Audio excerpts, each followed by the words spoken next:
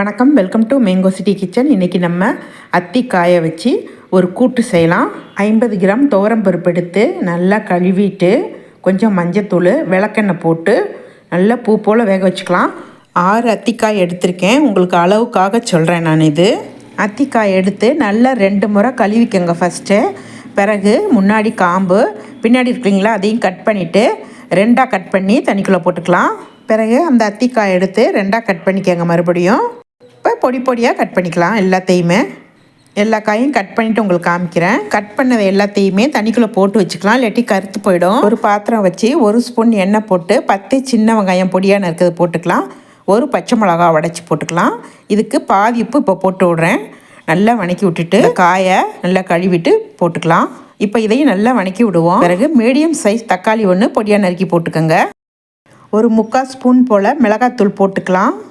நல்லா வணக்கி விட்டுக்குவோம். மஞ்சத்தூள் ஒரு 1/4 ஸ்பூன் போட்டுக்குவோம்.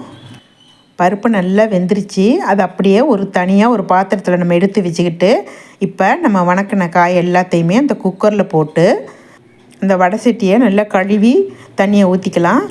நல்லா கலந்து விட்டு மூடி போட்டு மூடி 2 விசில் விட்டு நல்லா வேக விட்டுக்கோங்க. நல்லா வெந்து வந்துடும்.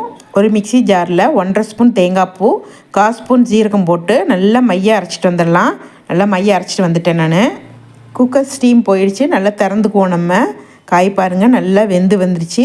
நல்லா கலந்து விட்டுக்குவோம். அப்படியே நம்ம தேங்காய் கலவையை ஊற்றி நல்லா கொதிக்க விட்டுக்கணும். ஏற்கனவே பாதி உப்பு போட்டிருக்கோம், இப்போ பாதி உப்பு போட்டுக்கலாம். நல்லா கொதி வந்த பிறகு நம்ம எடுத்து வச்சுருந்த பருப்பை அப்படியே போட்டுக்குவோம்.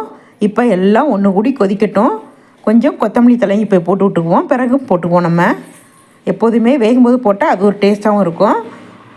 இப்போ ரெடி ஆகிடுச்சு. சர்விங் பவுல் எடுத்துக்கிட்டு மேலே கொஞ்சம் கொத்தமல்லி தலை போட்டு விட்டுட்டேன். ஆஸ் யூஷுவல் எப்போதும் போல் கடுகு, உளுத்தம்பருப்பு, வரமிளகா, பெருங்காயம் போட்டு தாளித்து மேலே போட்டுக்கோங்க. அருமையாக ரெடி ஆகிடுச்சு. இது ரொம்ப வயிற்றுக்கு நல்லது. இதோடைய டேஸ்ட்டு பார்த்திங்கன்னா பலாக்காய் இருக்கு இல்லைங்களா, அது மாதிரி இருக்கும். இல்லாட்டினா அந்த வாழைக்காய் மாதிரி இருக்கும். அந்த மாதிரி டேஸ்ட்டாக தான் இருக்கும். அவ்வளோ நல்லது வயிற்றுக்கு. கிடைக்கும்போது அவசியம் செஞ்சு கொடுங்க. நெய் போட்டு சாதத்தில் போட்டு நல்லா பிரட்டி கொடுத்தீங்கன்னா பிள்ளைங்க ஆசையாக விரும்பி சாப்பிடுவாங்க. என்னுடைய சேனல் உங்களுக்கு பிடிச்சிருந்தா லைக் பண்ணுங்கள், ஷேர் பண்ணுங்கள், சப்ஸ்கிரைப் பண்ணுங்கள். மறக்காமல் பெல் பட்டனை ப்ரெஸ் பண்ணுங்கள். நன்றி, வணக்கம்.